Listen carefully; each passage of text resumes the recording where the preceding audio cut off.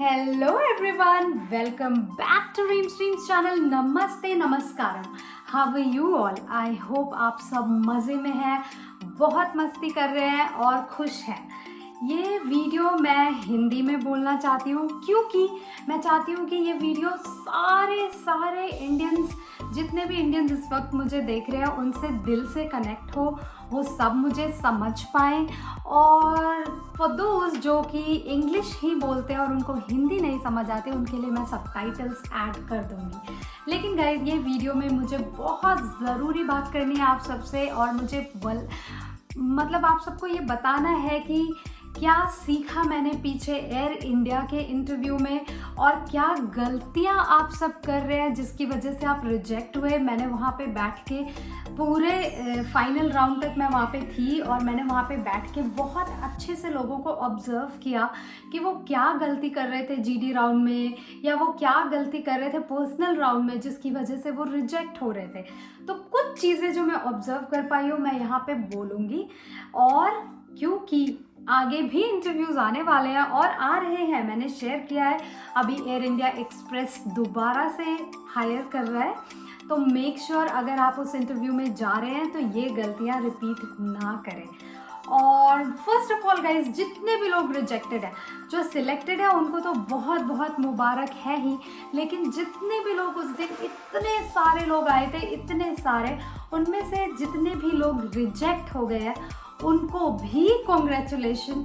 मैं ये इसलिए बोल रही हूँ क्योंकि एटलीस्ट, मैंने पहले भी बोला है, एटलीस्ट आप सब ने वो फर्स्ट स्टेप लिया, आप वेन्यू पे पहुँचे, आपने वॉक इन इंटरव्यू देने का हिम्मत रखा कि ये तो मैं कर सकती हूँ. बहुत लोग, आपको पता नहीं है, बहुत लोगों ने वो पढ़ा होगा कि 18 to 32, अच्छा 32 तो मतलब कि अगर मैं 32 से ऊपर हूँ तो मैं नहीं जाऊँ. ऐसे ऐसे बहुत क्वेश्चंस दिमाग में आए होंगे. या तो अगर मैं 18 से नीचे हूँ, मैं 10 दिन में 18 होने वाली हूँ, कैन आई गो या नहीं. बहुत लोग ऐसी चीज़ें सोच के ही रुक गए होंगे और वो इंटरव्यू वेन्यू तक भी नहीं पहुँचे होंगे. तो कॉन्ग्रेचुलेशन कि आपने वो हिम्मत दिखाई, आपने वो फर्स्ट स्टेप लिया और आप वहाँ पे पहुँचे. नाउ, जितने भी एक्सपीरियंस क्रू मैंने वहाँ पे देखे वो भी रिजेक्ट हुए हैं. ऐसा नहीं है कि एक्सपीरियंस क्रू रिजेक्ट नहीं हुआ है, उनके बारे में भी मैंने डिटेल में वहाँ पे बैठ के ऑब्जर्व किया कि उन्होंने क्या गलती की. इनफैक्ट जो मेरे ग्रुप में जीडी राउंड में 10 से भी कम थे हम लोग, उसमें से ऑलमोस्ट 4 लड़कियाँ रिजेक्ट हुई थी, experience crew.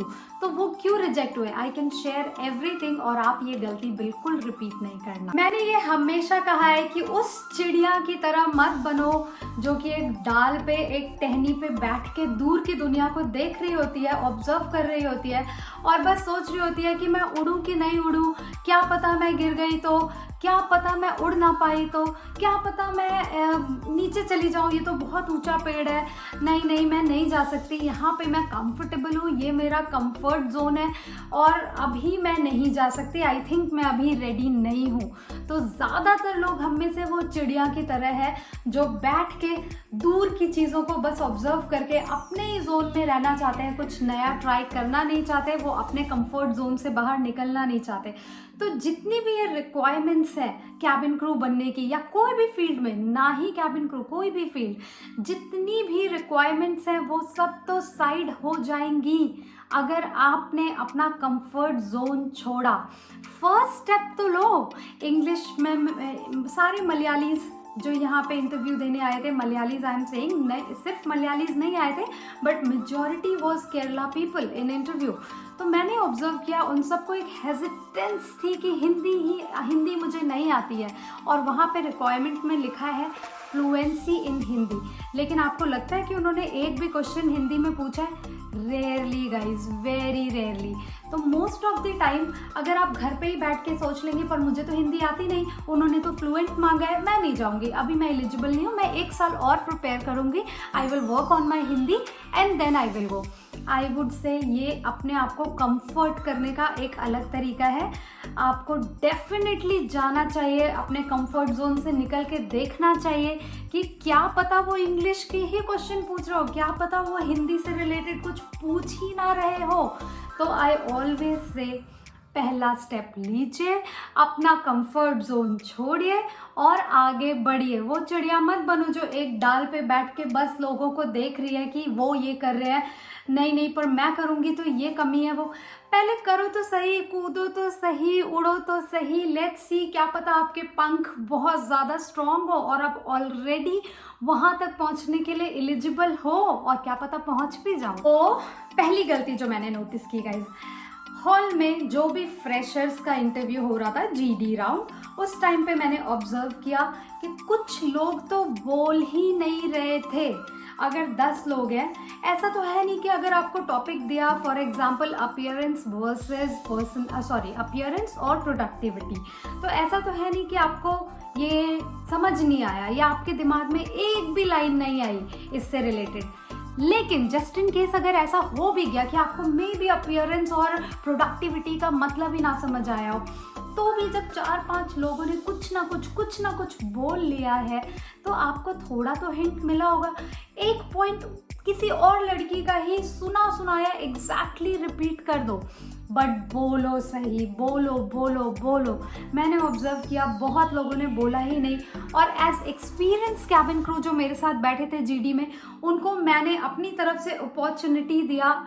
Even after giving them opportunity and they are experienced crew guys, remember, still उसके बाद भी उन्होंने नहीं बोला। इनफैक्ट एक ने तो ये बोला कि मेरा पॉइंट सब बोल चुके हैं। स्टिल उसके बाद भी मैंने ऐसे बोला एक बार कि it's okay, you can say the same, because मेरा पर्पस वहाँ पे सिलेक्ट होना नहीं था, मेरा पर्पस था इंटरव्यू को ऑब्जर्व करना। एनीवेज गाइज, वो इस चीज़ को एज अ सपोर्ट लेते हैं और वो एक क्वालिटी है कैबिन क्रू की कि अगर आप अपने फेलो पीपल को, फेलो लोगों को जो आपके साथ बैठे हैं, अगर आप उनको सपोर्ट कर रहे हैं तो it's a good quality of yours, तो ये आपको रिजेक्ट कभी नहीं करेगा। तो मैंने जैसे ही बोला I think this lovely lady would like to make a point, उसके बाद भी उन्होंने गलती की कि उन्होंने कुछ बोला ही नहीं, तो क्या आपको लगता है इंटरव्यूअर उन्हें सिलेक्ट करेंगे? नहीं करेंगे, राइट? तो अगर एक्सपीरियंस क्रू ऐसा कर सकते हैं, फ्रेशर्स को भी मैंने यही गलती करते हुए देखा कि जो बोल रहे हैं वो बोलते ही जा रहे हैं और जो चुप है वो चुप है, और या तो वो डिबेट करने लग जाते हैं, जिसके बारे में मैंने हमेशा बोला है कि ऐसा बिल्कुल मत करना। फिर भी ऐसा किया है लोगों ने, और ये आप बिल्कुल रिपीट मत करना अभी आपका जो नेक्स्ट इंटरव्यू आ रहा है उसमें, क्योंकि मौका हर बार नहीं आता है, और अगर मौका बार बार आ रहा है और आप उसको गंवाते जा रहे हैं तो ये भी एक आपका इंडिकेशन है कि अभी आपको प्रिपेयर करने की ज़रूरत है, किसी से जानने की ज़रूरत है कि क्या आप गलत कर रहे हैं। जैसे कि, बट इसका मतलब ये नहीं कि आप गिव अप कर दें, हाँ, गिव अप तो करना ऑप्शन ही नहीं है। तो दूसरी गलती जो मैंने ऑब्जर्व की, हाइट एंड वेट राउंड में गाइस, ये गलती नहीं है, but they were overweight, they were not fitting in their BMI जो कि 18 to 22 के बीच में होना चाहिए। आप गूगल कर सकते हैं, अपना हाइट डालें और अपना वेट चेक करें, उसके अकॉर्डिंग अगर आपका BMI एक्सीड कर रहा है 22 से, they will not take you. इसका मतलब है कि आपके पास अभी मौका है, थोड़ा सा अपने वेट पे वर्क कीजिए and then go for interview. They are in India, they are very particular, वो थोड़ा सा रिजेक्ट करते हैं इस मामले को लेके, लेकिन BMI अपना करेक्ट रखें गर्ल्स। अगर आपको अगर आपको इंडिया में अप्लाई करना है तो BMI करेक्ट रखें। कतर एयरवेज में मैंने देखा है वो कभी भी ऐसे BMI चेक नहीं करते, as long as you are looking proportionate वो ले लेते हैं, लेकिन still it's better to be in your weight limit only. ये आप एक चेक कर लें। तीसरी चीज़ जो मैंने नोटिस की पर्सनल राउंड में guys, when they start to ask you like why you want to be crew, just say something. I am saying do not say रटा रटाया आंसर, कुछ रट के ना बोले, क्योंकि आपकी जो खुद की पर्सनालिटी है ना, अगर आपको रटना भी है तो अपनी खुद की सोच को रटे जो आप बोलना चाहते हैं। ये नहीं कि किसी से सुन लिया या किसी से देख लिया और वही बोलना है। जैसे मैं आपको बताती हूँ, जब मैं बहुत पहले इंटरव्यू देती थी, मैं बहुत सिंपली ये बोलती थी, बचपन से मैंने ट्रैवल किया है, मेरे पापा के जॉब के मेरे पापा आर्मी में थे, उनके जॉब की वजह से आई वॉज ट्रैवलिंग, एंड ये मेरा ड्रीम कब बन गया मुझे रियलाइज़ नहीं हुआ। I literally love travelling. ऐसे ऐसे आंसर्स मैंने दिए हुए हैं। तो ऐसा नहीं है कि अगर आप फैंसी वर्ड्स यूज़ करेंगे तभी आपका सिलेक्शन होगा, एज लॉन्ग एज आप एक सिंपल सेंटेंस बना पा रहे हैं। कैबिन क्रू के लिए उतनी इंग्लिश बहुत है।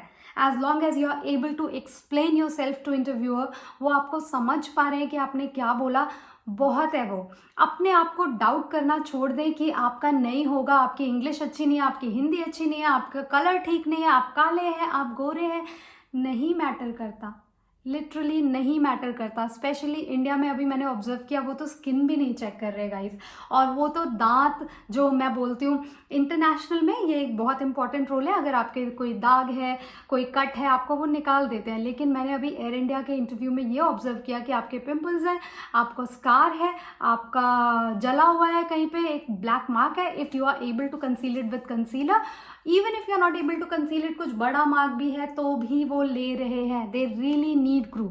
तो ये एक बहुत अच्छा मौका है आप सबके पास कि आप ये गलतियां दोबारा ना करें। थोड़ा सा अपने आप को इंट्रोड्यूस कर दें जीडी राउंड में। Hello everyone, my name is so and so and I would like to make a point so. Okay, एक छोटा सा एग्जाम्पल गाइज, गिव अप करना बहुत ईजी है। लाइक ये टॉप आप अगर देख रहे हैं मेरा, बहुत सिंपल एग्जाम्पल, ये मैं अपना ही दे रही हूँ। मैंने ये 1 हफ्ते पहले ट्राई किया था, प्रेगनेंसी के बाद I gained wait, every one does that, मैंने भी किया।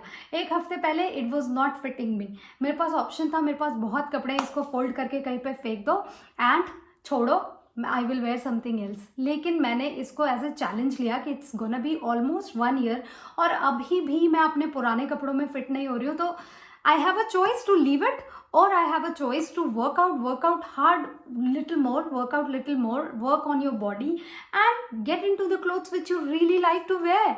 क्यों कॉम्प्रोमाइज करना अपने स्टाइल पे, क्यों कॉम्प्रोमाइज करना अपनी पर्सनालिटी पे, when I can work hard on my gym और वेट लूज कर सकती हूँ। छोटा सा एग्जाम्पल था ये।